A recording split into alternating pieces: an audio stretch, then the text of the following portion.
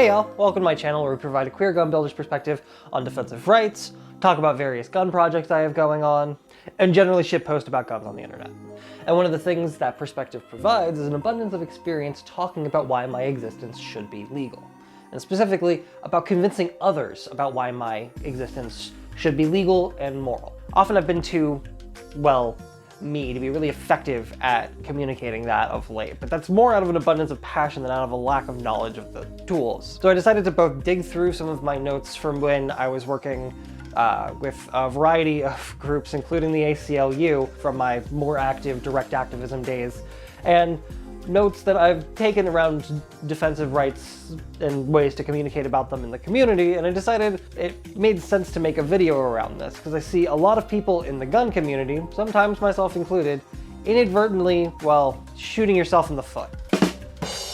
Dude, I'm doing a thing here. Can you not, I have a camera set up. Because there's a lot of things that you could be doing when you're talking about defensive rights that can make yourself more effective and make sure that people understand where you're coming from.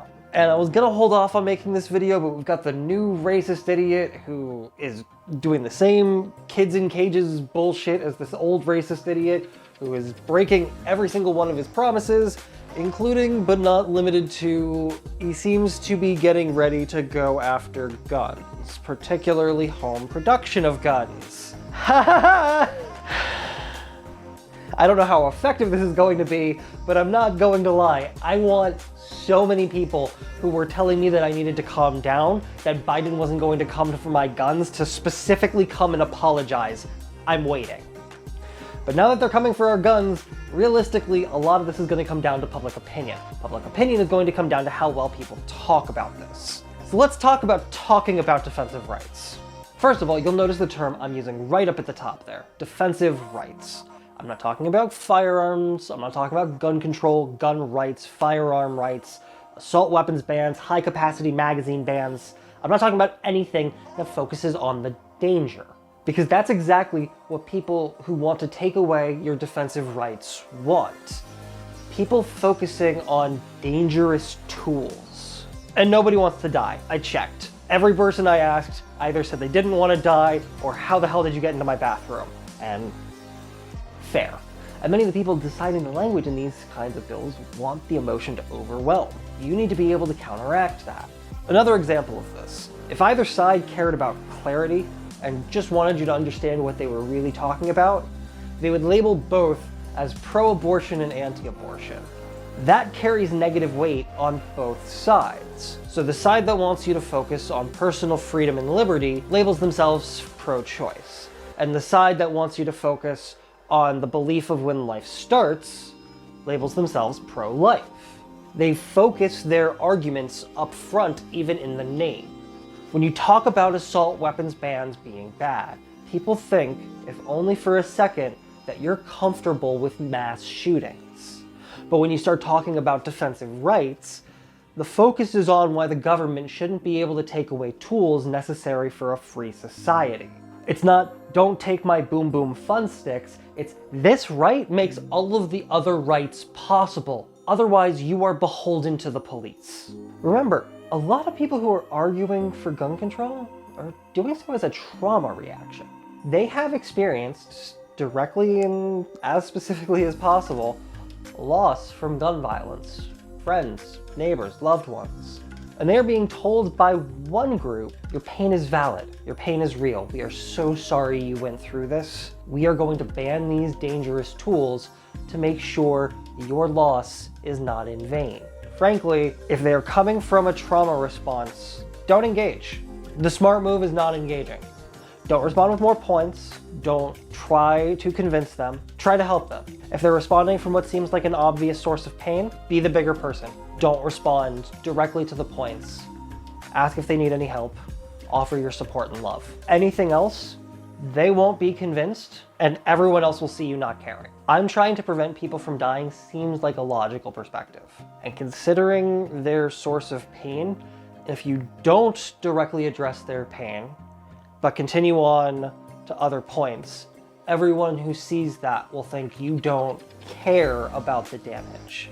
If you do address their pain, then move on to other points, everyone will think You don't really care, you just want them to be quiet. It's a lose-lose.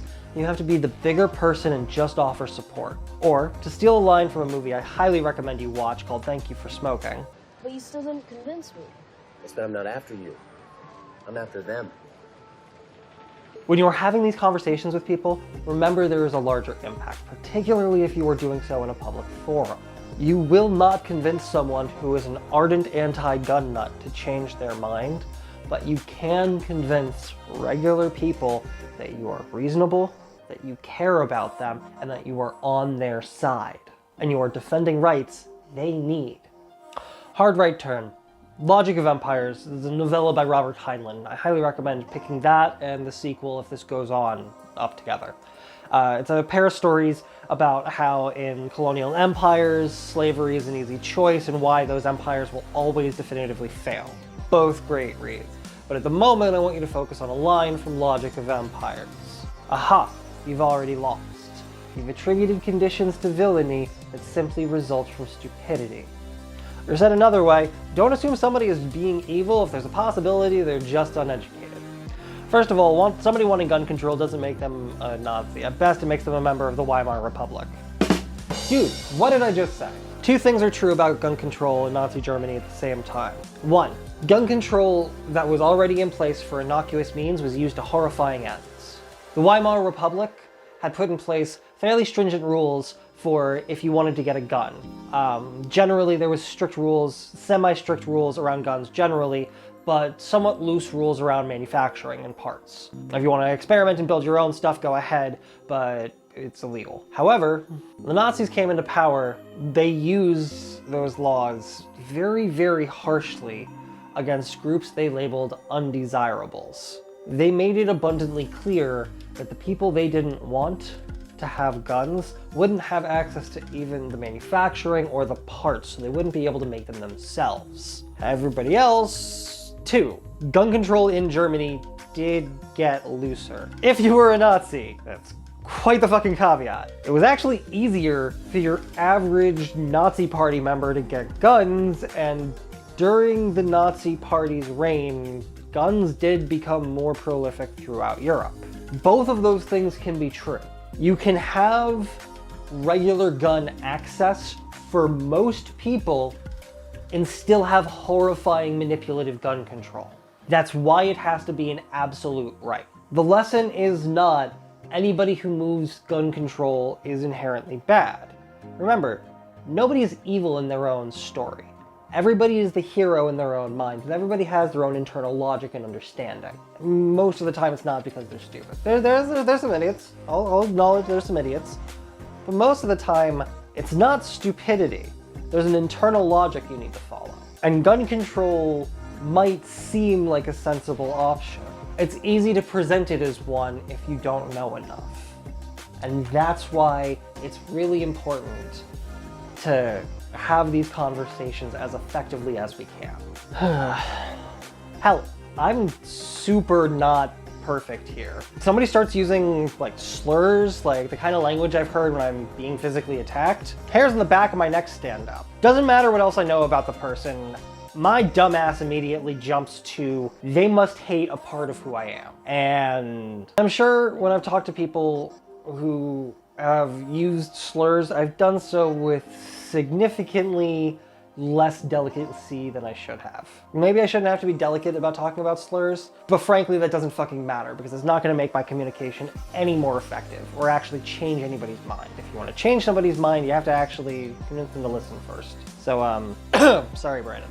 Don't compare people to Nazis unless they're talking about either ethnic cleansing or genocide or something truly monstrous. If you think the innocuous policies they're talking about can lead to dangerous authoritarianism, say exactly that. Most people who are against defensive rights don't realize they are giving up the rights that they need to maintain the other rights. Starts you off with, 1, giving people a way to reasonably grow into a defensive rights supporter. 2, frames your support of defensive rights in support of all people and all rights. And 3, allows you to transition to gun control's racist history and talk about how, even when it seems innocuous, it can lead to disastrous ends. And hell, if you're comfortable during these conversations, talk about how cops can be problematic. They can be racist. They can be sexist. They absolutely have proven a really bad history of hate infiltrating their numbers, and you can't separate laws from law enforcement. It's the conversation we need to have. So thank you so much for watching. Hit that like button if you liked what you saw, and subscribe whether or not you liked it. If you didn't like it, instead of hitting the dislike button, throw the device out the window as hard as possible, and I promise you it will never show you anything like that again. If you want to support me, I'm on Patreon. All of this content drops a day early on there, and more importantly, we do live streams. There'll be one coming up this month. I'm thinking about doing like a Siege, but talk about all of the war crimes type thing as like a test run to get my the live streaming going before I do a more design-centered live stream. But I'm not sure. I'd love feedback on that. Comment down below if you want to see something like specific in a live stream. This is the Queer Armor signing off, and as always, moral doesn't mean legal, and Stonewall was a riot. Peace.